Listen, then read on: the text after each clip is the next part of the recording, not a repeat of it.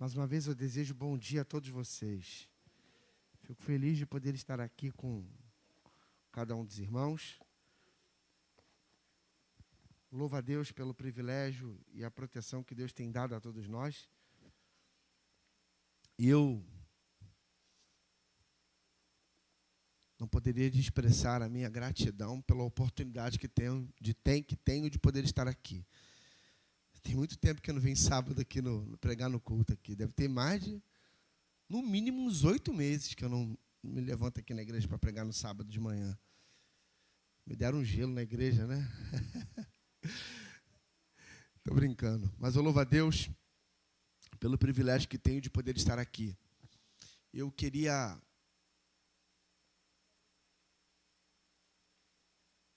ler com você a Bíblia no livro de Efésios, capítulo 1. Abra sua Bíblia no livro de Efésios, capítulo 1. Esse é o nosso texto-chave.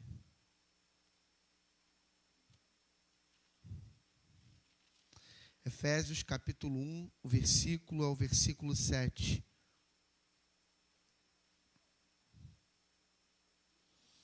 O tema da nossa meditação de hoje é: ainda temos o sangue de Cristo. Ainda temos o sangue de Cristo.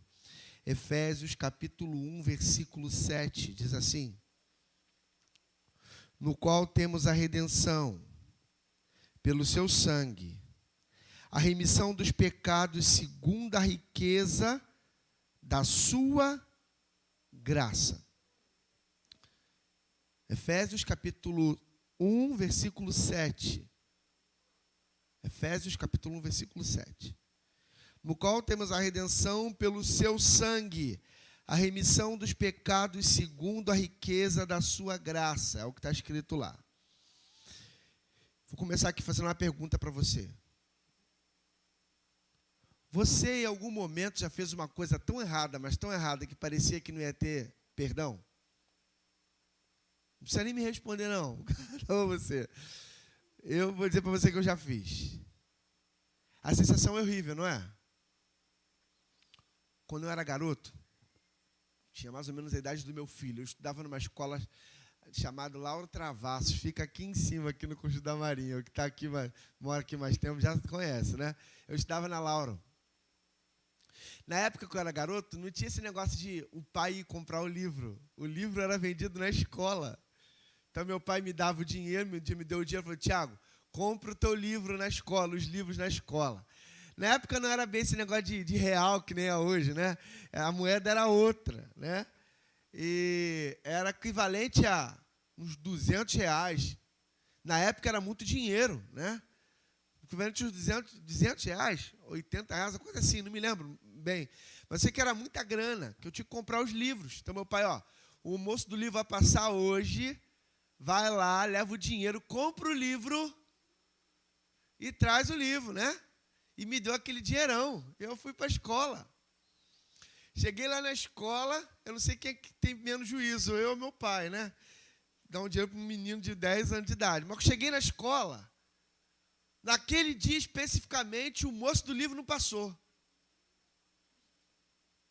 E eu fiquei com aquele dinheiro na mão. Eu falei: e agora? O ideal é voltar para casa com o dinheiro, né? O que eu fiz? Tinha um fliperama ali perto da barraca do seu Jurandir, que eu entrei no fliperama. Na época, o flipper, a ficha era tipo 10, 20 centavos. Eu entrei com 100 reais, mais ou menos, dentro do flipper, a ficha no valor de 20 centavos.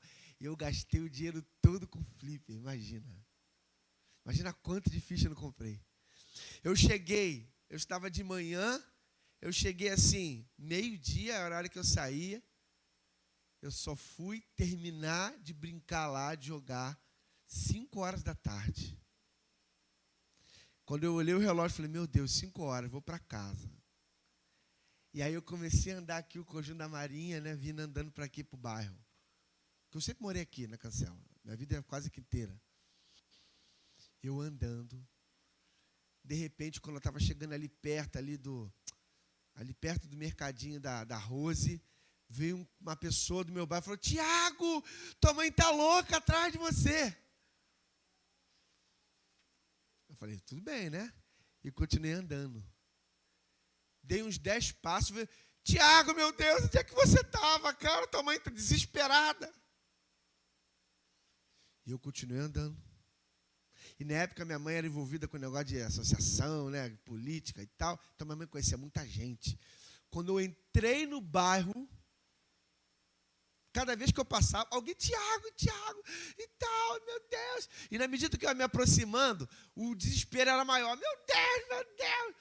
Quando eu entrei no bairro, veio uma pessoa e falou para mim assim: cara, onde é que tu estava? A tua mãe vai te matar. E eu fui andando. E toda hora alguém me botava um terrorismo diferente. Tua mãe vai arrancar a tua cabeça fora. O bicho vai pegar. A tua mãe está louca. O bairro inteiro, polícia, atrás de mim. Todo mundo atrás de mim. Quando eu cheguei na rua da minha casa, veio os meus vizinhos e tal, o Miltinho lá atrás de mim, que é o irmão da Beta, tinha ido com o carro, todo mundo atrás de mim, eu procurando em valão, só estava morto no valão. Eu sei que estava todo mundo desesperado. Quando eu estava chegando perto da minha casa, a minha mãe veio ao meu encontro. Eu falei: pronto, vou morrer, não adianta. E a minha mãe veio. E ela chegou bem perto de mim. E quando eu pensei que ela fosse me bater, ela me deu um abraço muito forte. E ela começou a chorar. Ela falou: meu filho, que medo eu tive. Eu pensei que como tivesse acontecido uma coisa pior com você. E ele me levou para casa e meu pai estava lá. E meu pai também saiu, me abraçou. E ele e minha mãe, nunca mais vou me esquecer disso. Meu pai e minha mãe me abraçando e chorando. Meu pai tremia. Minha mãe chorando. E dizia: meu Deus, como eu te amo. Que medo de perder você. E ali, eu fiquei com aquela imagem na minha cabeça, até hoje. Depois de um tempo, meu filho também se perdeu, né? Alguns se lembram aqui. Eu me lembrei muito dessa história. Mas todos nós já fizemos algo que parecia que não tinha perdão. Já era, deu ruim. Eu fiz, não tem mais jeito. O que eu quero contar para você é que, independente do que você tenha feito, nós ainda temos o sangue de Cristo que pode nos remir. Olha, o perdão que a minha mãe teve, um ser humano, uma pessoa falha, pecadora, em perdoar o filho que cometeu um erro, foi grande. Imagina Deus na minha vida e na sua vida. Como seres humanos, como ser humano, eu pensei: estou perdido porque gastei o dinheiro. E a gente tem essa mania, né, de focar no problema, no que aconteceu de errado, e não se lembrar de que existem outras coisas que podem solucionar o problema. Eu tenho um funcionário que trabalha comigo, tudo ele pede desculpa. Tudo ele pede desculpa. Falei: amigo, você errou nisso aqui. Não, cara, me perdoa, cara, pô, me desculpa. Cara, aí teve que chamar e falei: cara, para de pedir desculpa. Você só deve pedir desculpa com aquilo que não tem solução. Em vez de ficar pedindo desculpa, resolve, cara. Resolve. Desculpa não vai resolver nada. Tem solução? Então resolve. Errei mesmo, falei aqui, vou resolver. Agora, não tem solução, deu ruim, não tem mais por que fazer, aí você pede desculpa. Porque nós, seres humanos, temos essa mania, sabe, de, eu estou frito porque eu perdi o dinheiro. Desculpa porque eu falhei naquilo. Sabe, o que eu quero contar para você nessa manhã, e é o que eu quero, a base de tudo que a gente vai falar aqui, é de que, independente do que você tenha feito, independente do caminho que você tenha andado, o sangue de Cristo derramado na cruz, ele pode remir você dos erros que você cometeu. Ele tem alguns efeitos, esse sangue.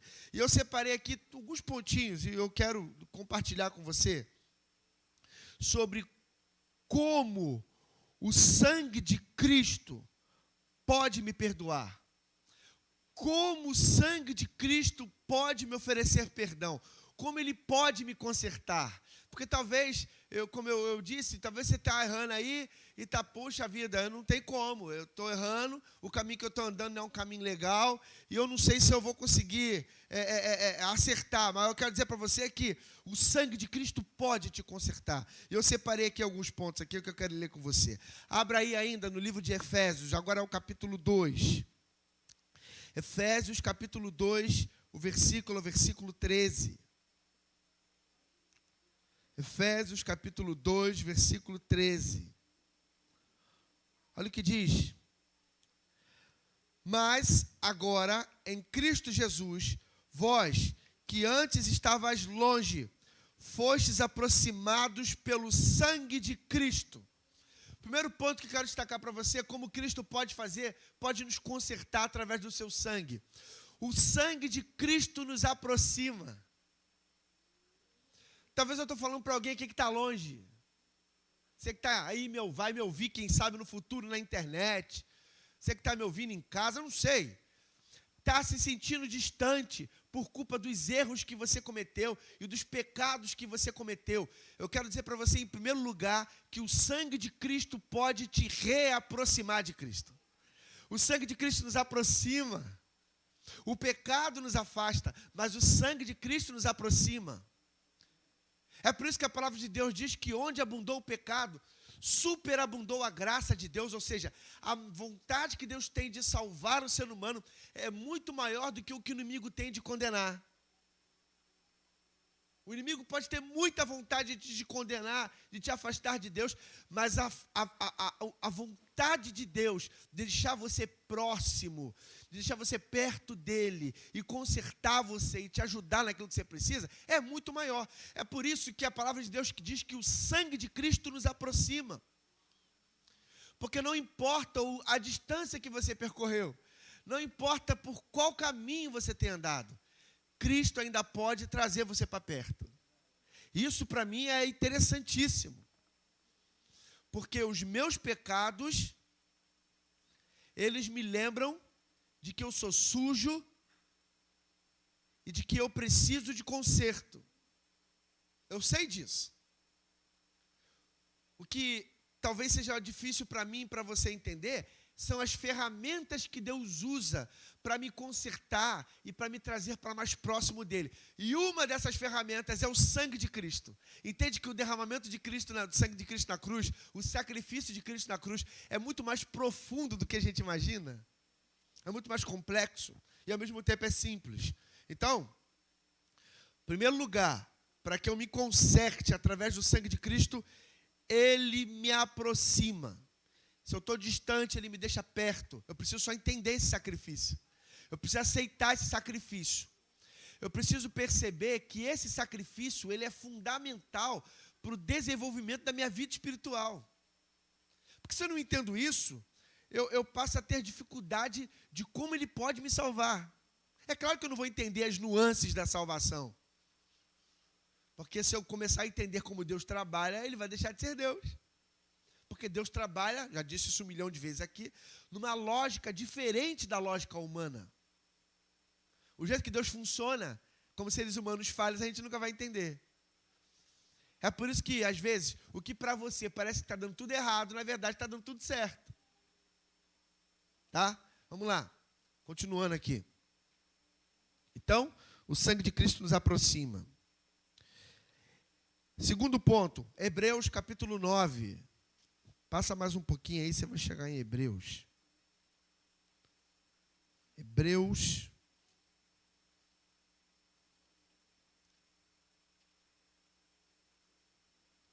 Você vai passar Tito, Filemon. Você vai chegar em Hebreus. O capítulo é o capítulo 9. Versículo é o versículo 13. Olha o que diz aqui.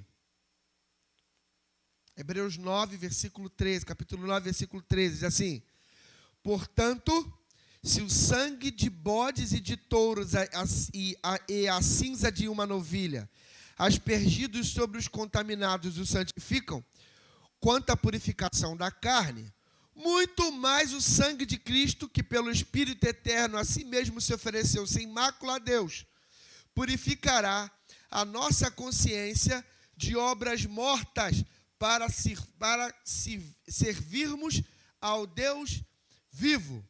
Queridos, se em primeiro lugar o sangue de Cristo nos aproxima,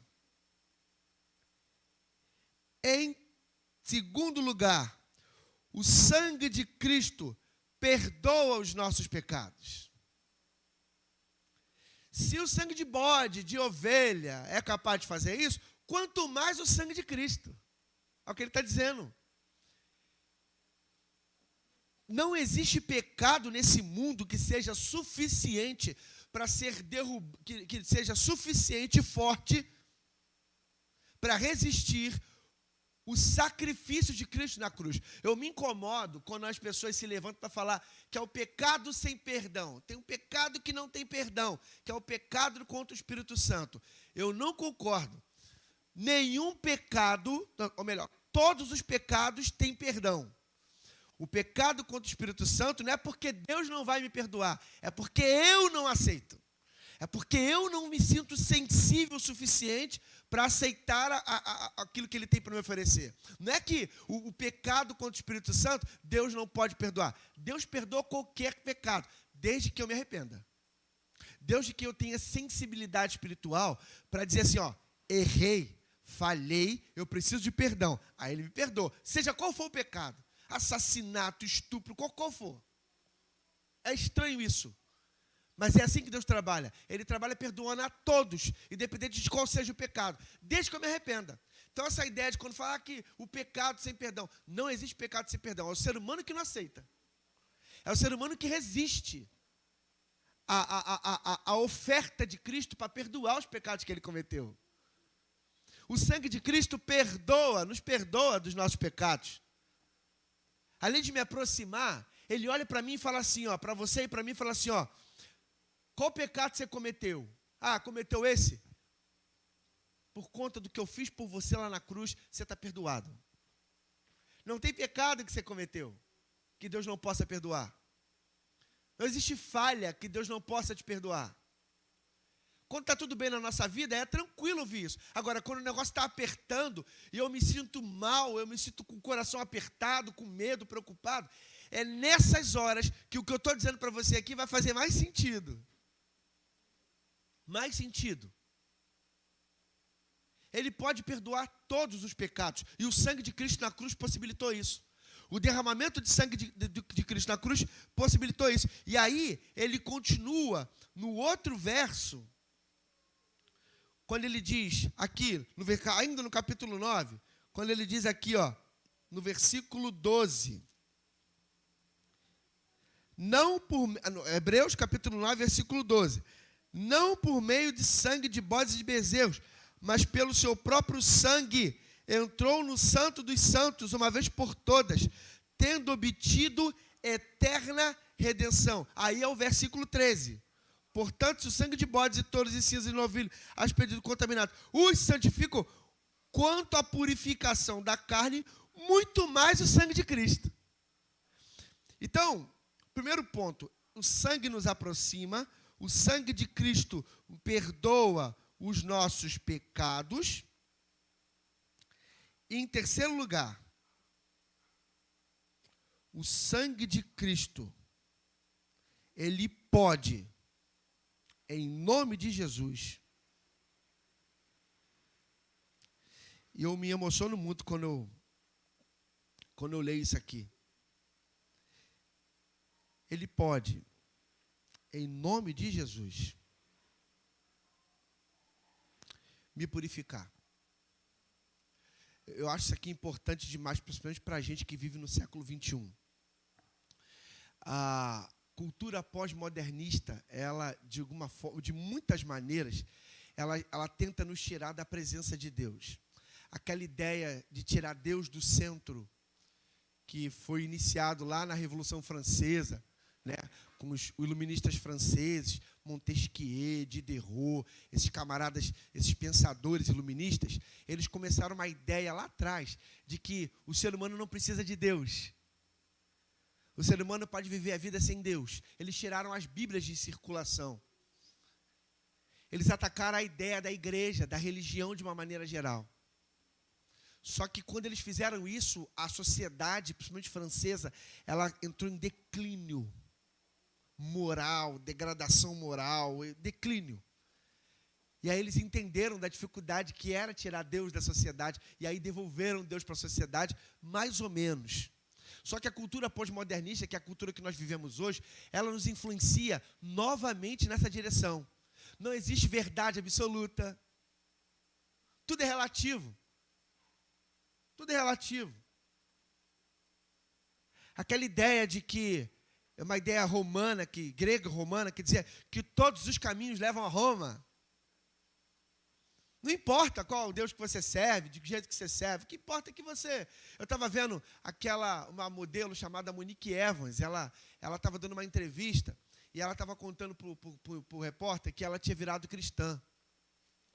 E ela falou assim, eu virei cristã, e o repórter, que legal e tal, como é que você está se sentindo? Olha, maravilhoso, e o melhor de tudo, eu não precisei mudar nada na vida que eu levava antes.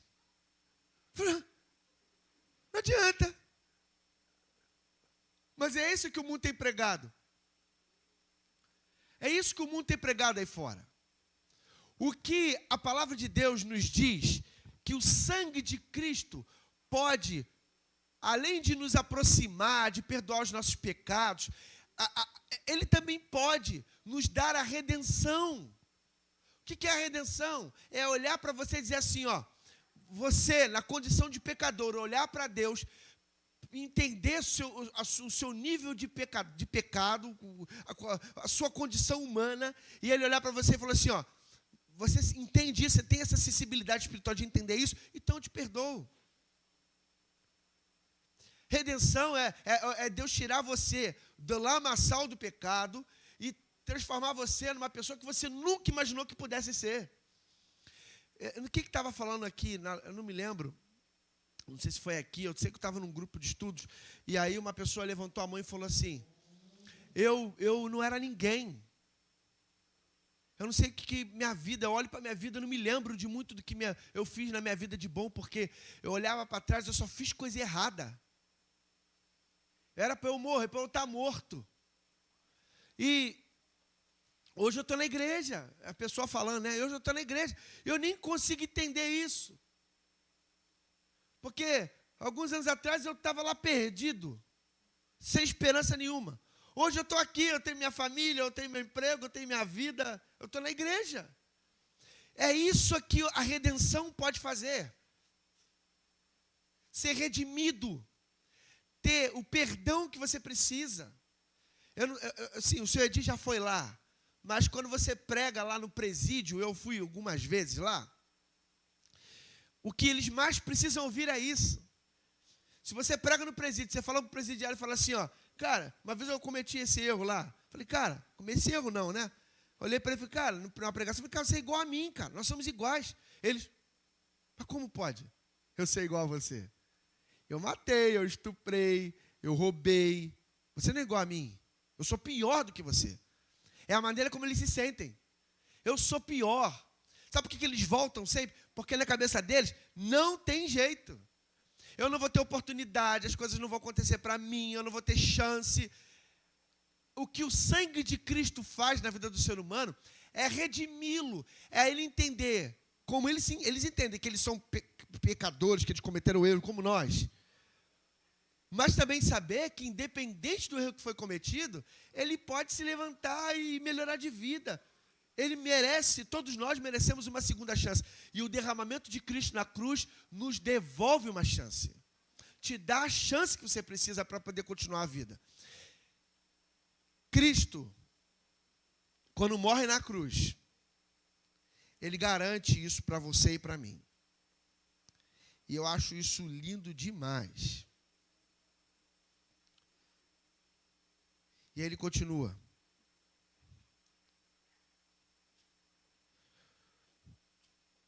no livro de Hebreus, ainda no capítulo 13.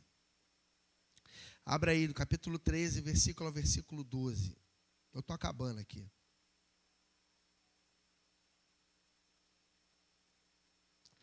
Hebreus capítulo 13, versículo 12. Ele nos aproxima o sangue dele para nos curar. O sangue dele nos perdoa dos nossos pecados. Agora o sangue dele nos redime. E agora, no capítulo 13, no versículo 12, diz assim: por isso foi que também Jesus, para santificar o povo, pelo seu próprio sangue, sofreu fora da porta. Sabe qual é o outro ponto que eu destaco? Eu estou acabando aqui. Falta só mais um. O sangue de Cristo nos santifica.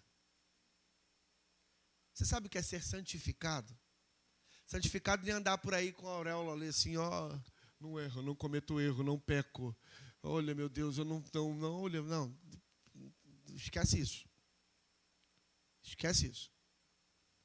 Essa ideia de impecabilidade que o pessoal prega aí fora, isso é mentira. Somos pecadores. Davi dizia assim, ó, em pecado me concebeu minha madre. Sabe o que Davi está querendo dizer? Que o pecado, infelizmente, está dentro do ser humano. Se você entrar agora dentro de um buraco e não se relacionar com mais ninguém, ainda assim você será um pecador. Porque o pecado está dentro da natureza humana. Só Deus, transformando o corpo do ser humano em um corpo incorruptível, é capaz de tirar esse pecado que está dentro de nós. Como seres humanos falhos, hoje, nessa terra, do jeito que nós somos, é impossível sermos inimputáveis e termos um corpo incorruptível. O ser humano, ao longo dos séculos, ele até pensou nisso. Aquela figura dos reis, que muitos se dizia que os reis eram as figuras escolhidas por Deus para governar o povo. Ele dizia assim, ó, os príncipes, eles eram inimputáveis, que os futuros reis. Não se podia punir um príncipe. Sabe o que eles faziam? Então, os tutores, né?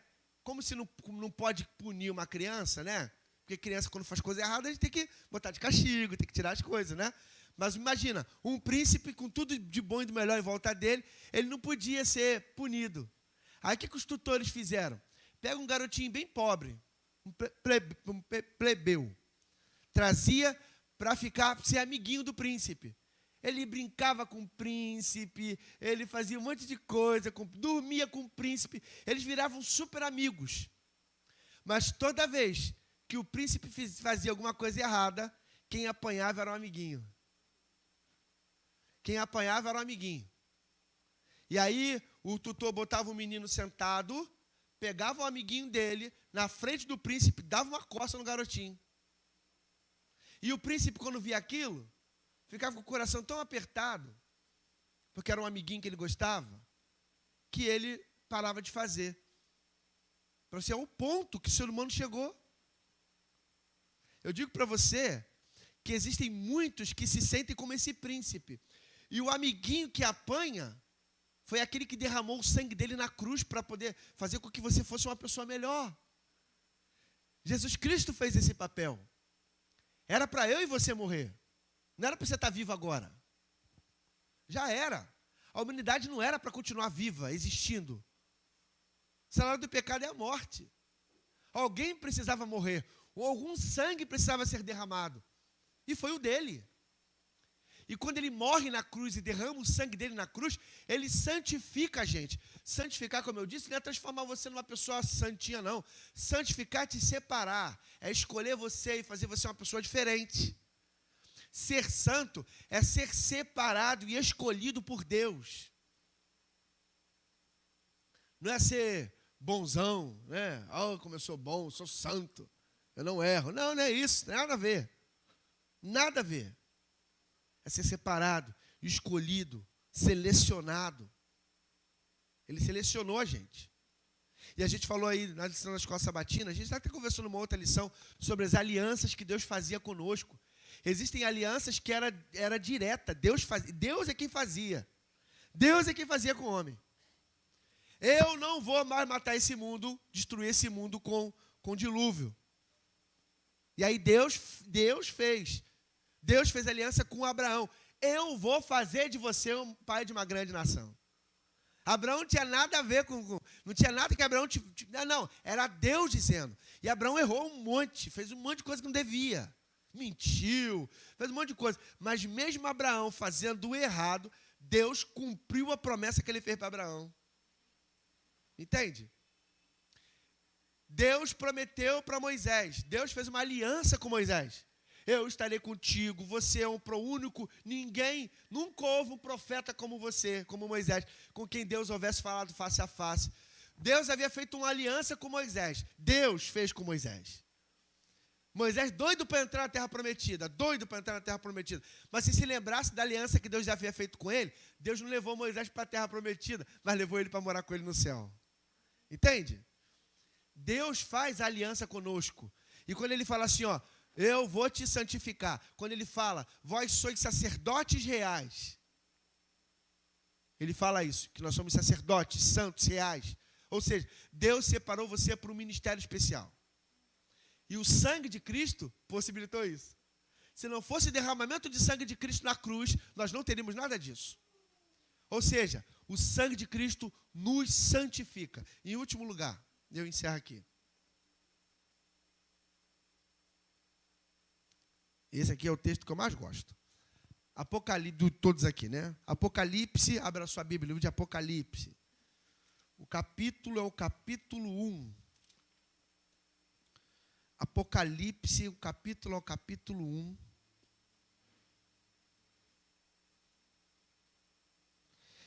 Apocalipse, capítulo 1, o versículo 5, diz assim: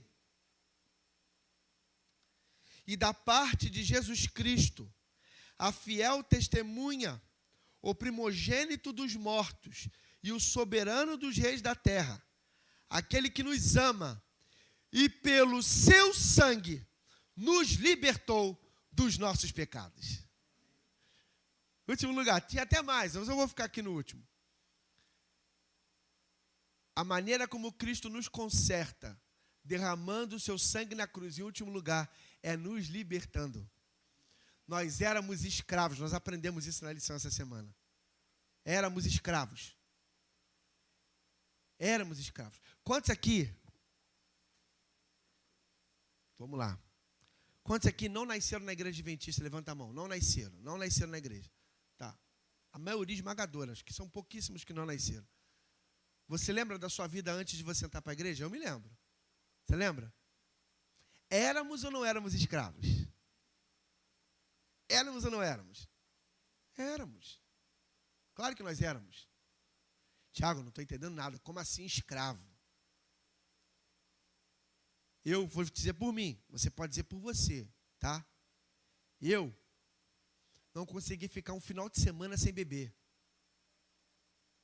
O gosto não é bom, a sensação não era boa, mas eu precisava fazer aquilo para que as pessoas me aceitassem.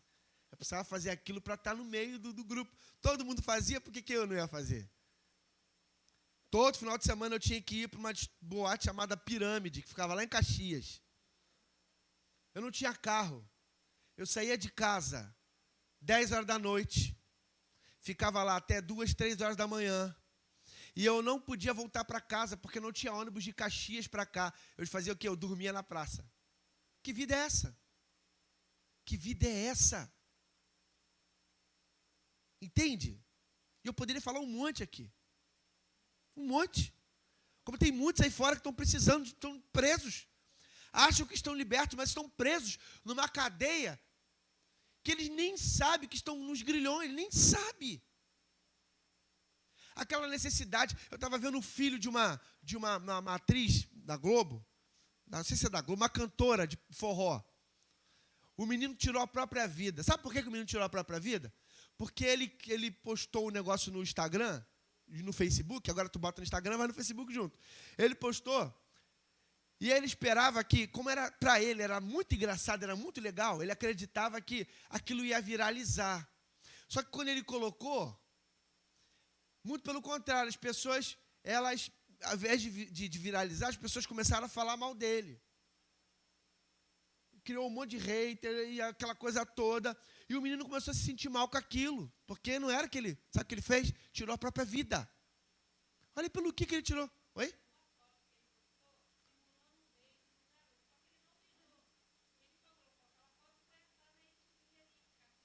Ficar bonitão na fita, né?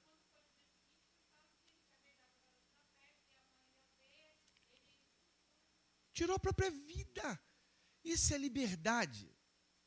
Isso é liberdade. Eu vi um vídeo, foi um vídeo, cara, eu achei lindo.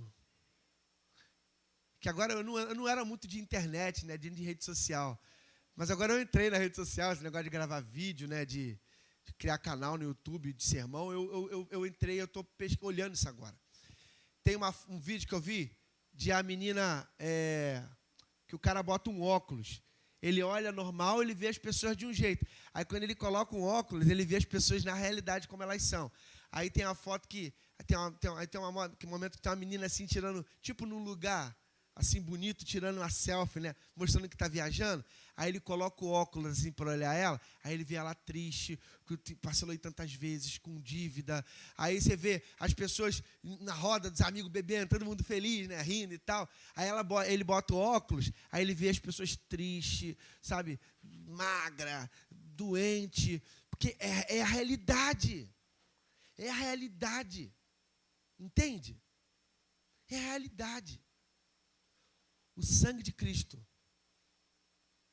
de acordo com o que está escrito em Apocalipse, capítulo 1, versículo 5, ele nos libertou. Você não é mais prisioneiro. Você é livre. Você decide o que você quer da sua vida. O que você quiser agora você pode decidir. Na sua vida espiritual, na sua vida familiar. Eu achei legal o que a Diana falou. Eu não sabia dessa história, não. Do pai da Mirella, eu não sabia. Você foi lá, deixou lá o negócio lá, falou assim, ou você fica e passa por esses problemas, e eu ainda estarei contigo, ou você foge disso, vai passar por novos problemas, mas eu ainda estarei contigo. Ele te deu essa escolha. Eu não sabia dessa história. Então, ele te libertou. Você não é mais preso. Você não é mais um prisioneiro. Você pode fazer o que você quiser. Levantar agora e ir embora. Decidir escolher o que você quiser. Agora, eu quero encerrar dizendo isso para você. Lembre-se que as nossas batalhas espirituais e as nossas lutas espirituais, elas são vencidas em duas etapas. Primeiro, é aqui. E segundo, amigo, é aqui. O diabo sabe disso. E o que ele puder fazer para tirar o teu foco daquilo que mais importa, para fazer com que você seja o centro do universo. Porque tem gente que é assim, nossa, o Marcos não falou comigo, acho que o Marcos nem gosta de mim. Nossa, a Sueli está falando mal de mim por aí. Nossa, eu não gosto. A irmã Vânia diz... Já viu essa pessoa que ela acha que é o centro? Aí a pessoa nem está nem aí, nem tchum. A pessoa não falou porque nem viu. Nem viu. Mas não gosta de mim. Não, ela fez de propósito. A Beta fez de propósito. Ela fez porque ela sabia. Para com isso. Você não está no centro do universo. Você é importante, muito importante para Deus e para você. As pessoas não vão sair de casa, nossa, eu vou sair hoje e eu vou dar no meio da Natane. Estou nem aí. Vou a Diana, vou só de sola na Diana. As pessoas não fazem isso. Mas a gente fica com esse troço na cabeça. E o diabo fica aí, ó, tá vendo ali, ó, no teu trabalho? Se todo mundo passa por alguns momentos de dificuldade, eu no meu trabalho, eu tenho passado por um momento de dificuldade lá. E aí, eu fico, cara, que droga, esse negócio de problema de trabalho, de relação, isso é muito ruim e tal. Mas aí eu paro para pensar, cara, eu já trabalho de carteira assinada há quantos anos? vamos lá, 20 anos na minha vida. Estou com 38, comecei com 18, há 20 anos. Desses últimos 20 anos, Deus nunca falhou comigo. Nunca deixou faltar nada na minha casa. Nunca, nunca. Deus nunca deixou. E quando faltou, Deus usou alguém para chegar lá e toma. Deus nunca me abandonou.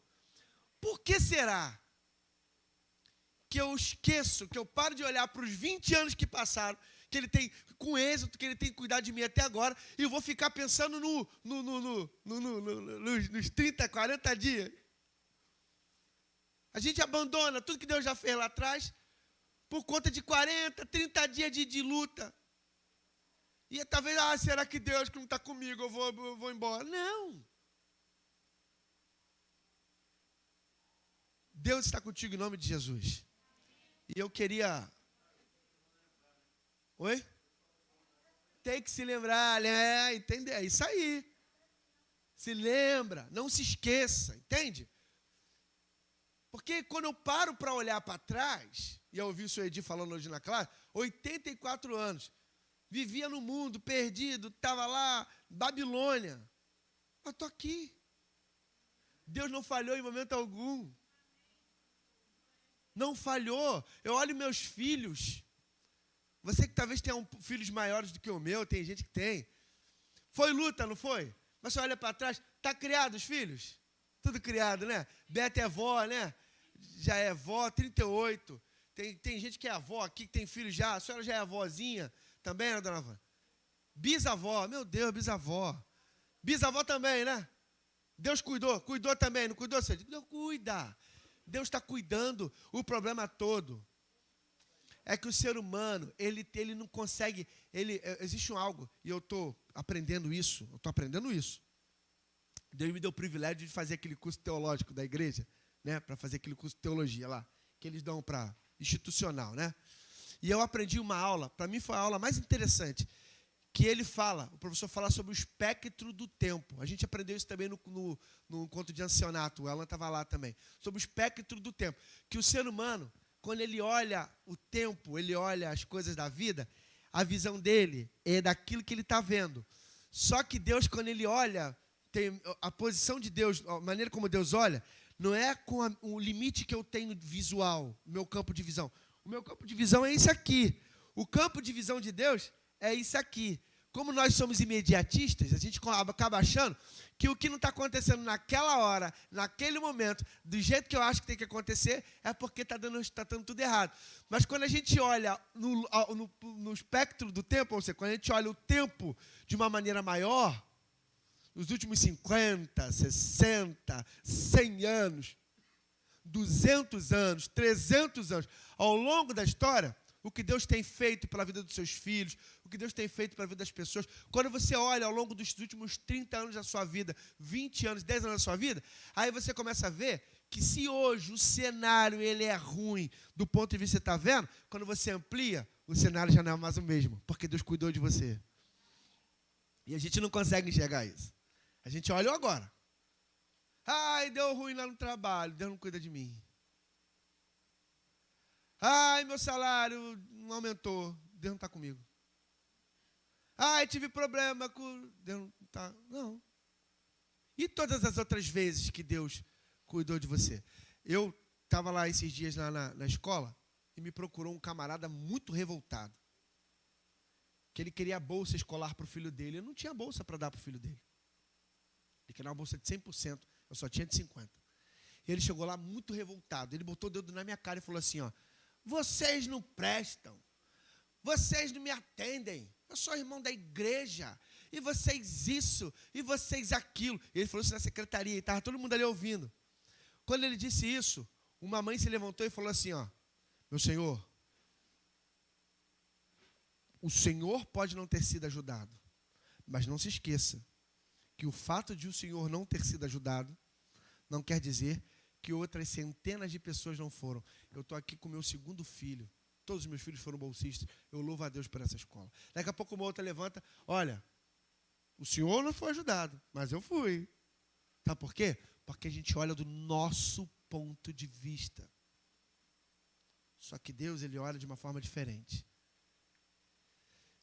Alice vai cantar um hino agora. Vem cá, Alice. E eu queria que você refletisse, sabe? Quando a gente ouve um sermão, eu vou te dar uma dica.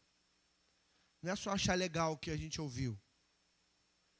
Toda vez que você ouvir um sermão, você precisa pensar, refletir assim, o que eu vou fazer com o que eu acabei de ouvir? O que eu vou fazer com o que eu acabei de ouvir? Como eu vou digerir isso? Como eu posso aplicar isso na minha vida? Então, o meu desafio para você nessa manhã é que você reflita sobre tudo que você ouviu. Reflita. Peça a Deus para que te dê visão, sensibilidade para ouvir a vontade de Deus para você. E se o desejo do seu coração, Tiago, eu preciso mesmo, eu preciso permitir que Deus seja o principal para mim, eu preciso mudar alguns aspectos de pensamento da minha vida, abrir mais o meu coração, ouça o que ela tem para cantar. E se esse for o seu desejo, eu quero orar por você no final. Deus te abençoe. Amém.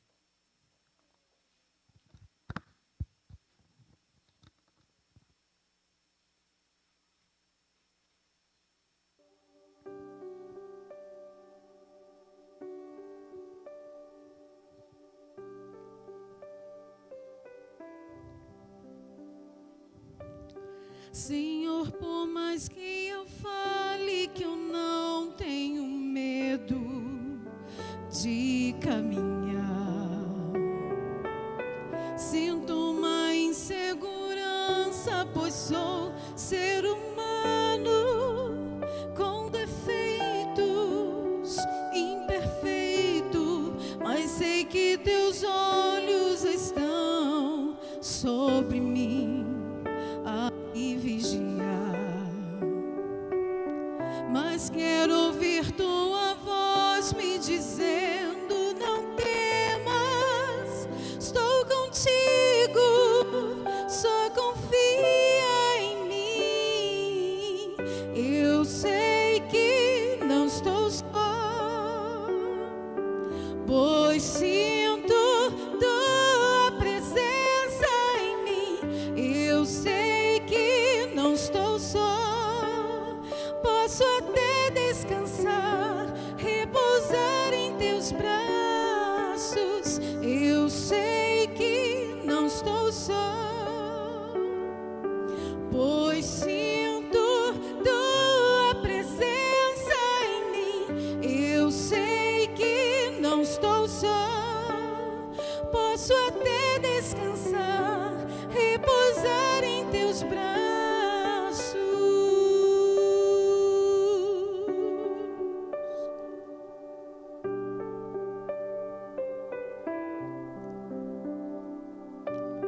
Senhor, por mais que eu fale que eu não tenho medo de caminhar, sinto uma insegurança, pois sou ser humano com defeitos, imperfeito, mas sei que teus olhos estão sobre mim a me vigiar,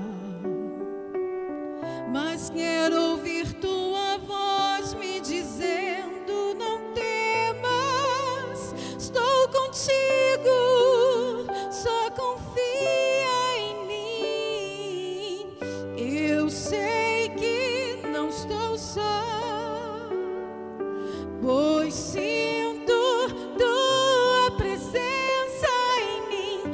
Eu sei que não estou só, posso até descansar, repousar em teus braços. Eu sei que não estou só, pois sinto tua presença em mim. Eu sei que não estou só, posso até descansar, repousar em teus braços. Eu sei que não estou só,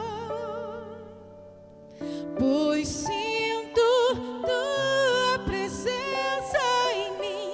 Eu sei que não estou só, posso até descansar, repousar em teus braços.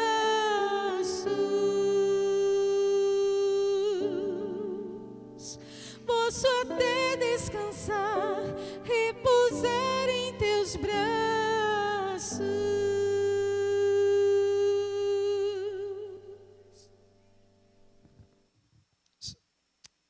Fica de pé, vamos orar. Senhor, é bom saber que não estamos sozinhos. Esse exercício de olhar para trás na nossa vida e perceber tudo que o Senhor fez de lá para cá é muito legal, porque em alguns momentos da vida nós nos sentimos desanimados, chateados, preocupados, sozinhos. A tendência natural do ser humano é essa. Mas quando a gente olha para trás e percebe que mesmo com muitas lutas, o Senhor tem cuidado da nossa vida, dos nossos filhos, dos nossos netos, tem nos dado o que comer, tem nos dado sustento daquilo que precisamos. Mesmo com luta, Senhor, nós percebemos que o Senhor tem sido do nosso lado. Aí, Senhor, quando nós percebemos isso, nós percebemos como o Senhor é maravilhoso. Então nos ajude, Senhor, a aumentar o nosso campo de visão.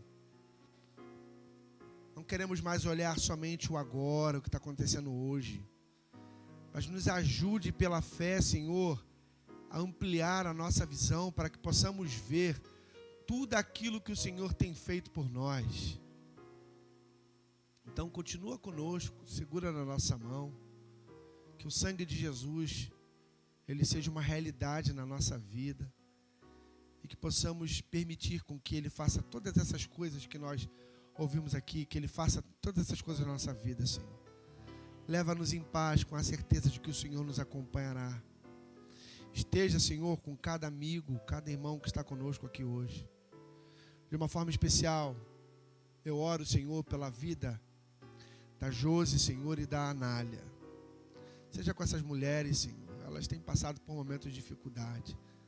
A Anália está numa luta, Senhor, para ser operada, para arrancar essa pedra no rim. Seja, Senhor, com os médicos, com os planos de saúde, que todas essas coisas se alinhem, Senhor, para que a tua serva tenha a sua vida resolvida em nome de Jesus, Senhor. Seja com cada um de nós, cada amigo, cada irmão. Se porventura existe alguém doente, precisando da tua direção aqui nessa igreja, Senhor, algum irmão nosso, alguém que está precisando de cura, toma conta nesse exato momento em nome de Jesus. Obrigado por tudo, nos transforme. Nós imploramos isso, Senhor, em nome de Jesus, amém. Deus te abençoe.